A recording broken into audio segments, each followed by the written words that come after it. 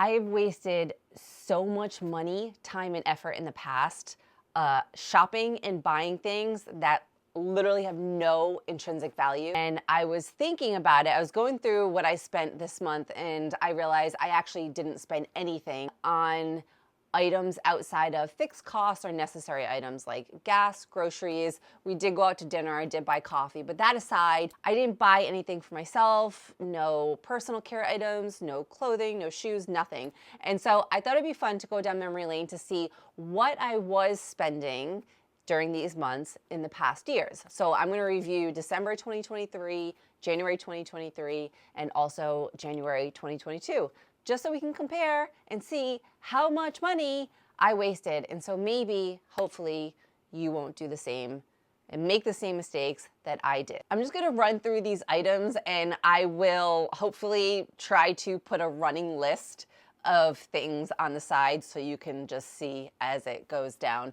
And maybe you'll think this is really bad. Maybe you won't think this is bad at all. For me, compared to what I'm spending now, compared to what I was, there's a vast difference, and I'm just honestly shocked. And when I did this audit initially, I was quite disgusted with myself. Like, I literally felt a little ill in my body, but I just have to realize, like, I can't change it, which is infuriating, but there's literally nothing I can do except for share this with you, and then maybe hopefully you won't go and impulsive buy or excessive shop like I did in the past, because it's a big mistake.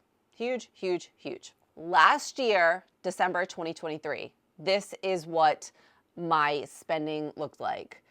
December 2023, I had 2 overdraft protections. So that means that I went to zero and the bank took money from another account that I had and pulled it in to cover overdraft fees and the money I already spent. First purchase of December 2023 was Nordstrom's at $112.63. Etsy at $63. Stop and Shop at $229.02. Now, I don't always, in this list, I didn't include anything of like fixed cost, grocery, gas bills, but I did include this because Stop and Shop is a grocery store where I live, because I'm not spending over $200 on food anymore. I used to, when I didn't look at prices and I didn't know how to shop. But now I actually go to Whole Foods, and my average bill, if it's just for me, is like $80. So when I factored this in, I added 100 from this amount, from this 229. So it's really, I would say $129 is like wasted money, if you want to count it that way. Sheer Text, $97.19. Etsy, again, $39.71. Beautylish, $85.48. Defined Digital Age, $99. I don't even know what that is. It is a subscription that I did not need and obviously wasn't that useful because I could not tell you what it is. But moral of the story is always check your subscriptions because you may be paying for things that you don't need or use. Rent the Runway, $350.63.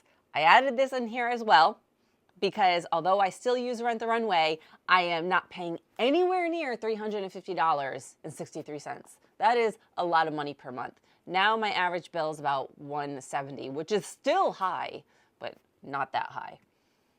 Elemis, $50.58. Adobe Stock, I added this because this is a subscription that I did not use. I'm certain of it. $29.99. Adobe Creative Cloud, $95.61. SiriusXM, $24.66. I haven't used SiriusXM radio in like 7 years. Vegamore, $59.39. Banana Republic, $104. eBay, $741.56.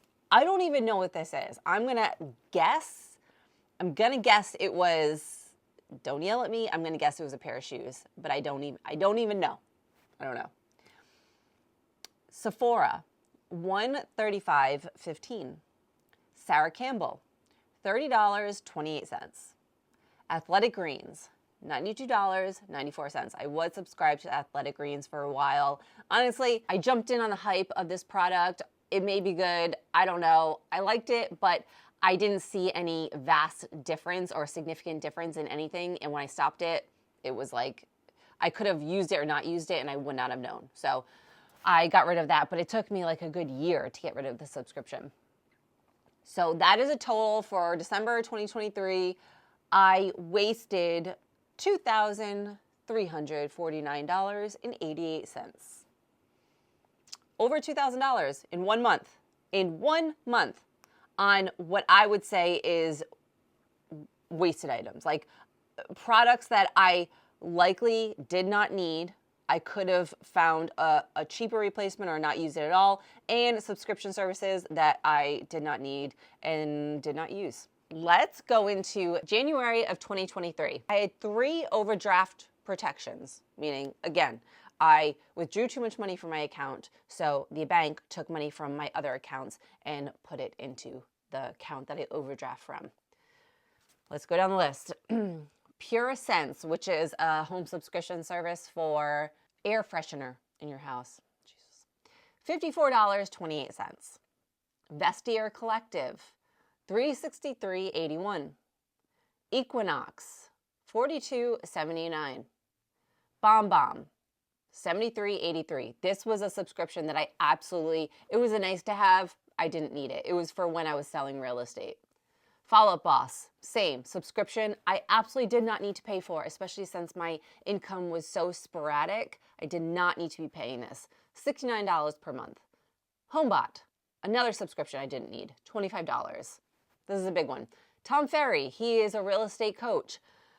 I paid $2,222 to join his coaching program in January.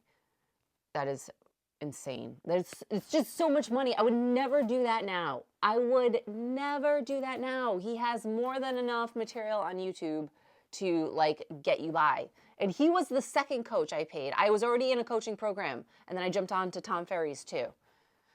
Like this is the thing, is like I just didn't put any thought into my purchases, especially if it was work related. Like these subscriptions and this coaching program, I put zero thought into because the excuse was, oh, it's for work. No, you still have to think about it. Will this be useful in the long run? But if so, is it absolutely necessary? Like really sit down. And I also, the thing is like, I didn't even give myself time to think about it. Like I saw the coaching program and I jumped on the coaching program.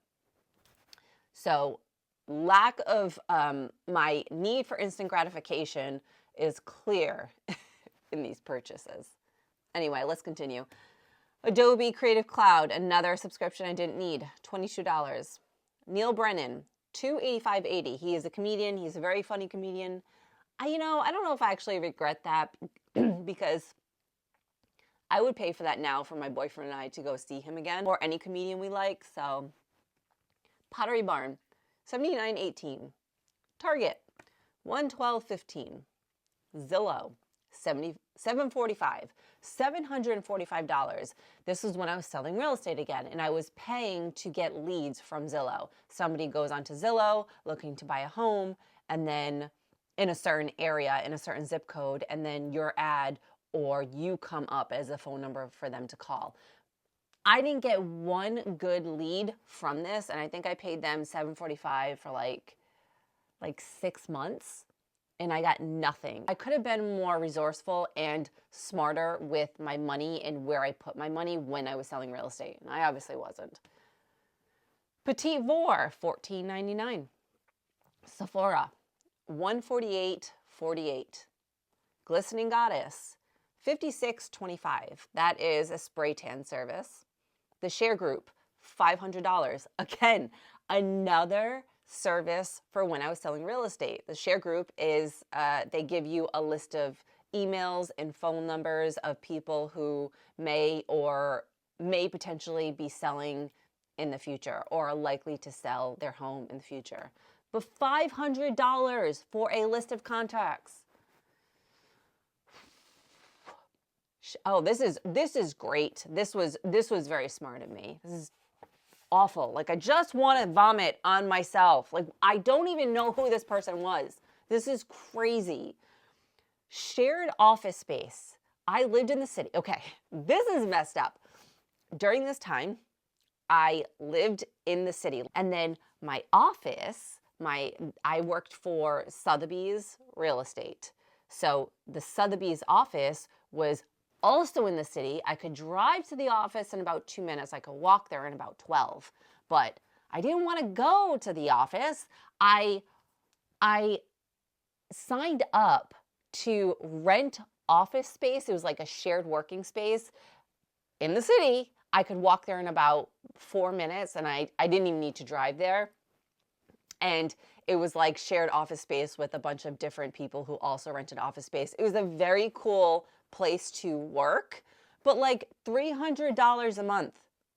I could have just gone to my office like another 5 minutes away. And it was a beautiful office in a great location. And no, I spent $300 on top of my rent. I could have just stayed at home. It worked at home. I was just like, I was so stupid. Okay, let's continue. Express Docs, 121.17. I don't remember what this is, but this is definitely something real estate related.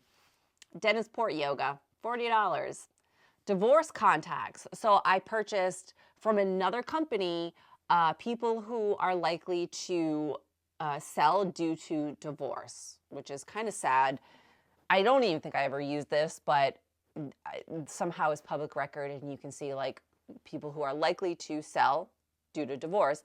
And as a real estate agent, that's kind of like where you want to go. It can be tumultuous, but if you have the right personality to handle it, it can be great because you have a couple selling their house, and then you likely have 2 people buying a house. So anyway, 141.24, and nothing came of that, by the way.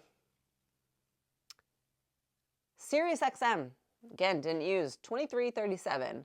Glistening Goddess, another spray tan, 45.50.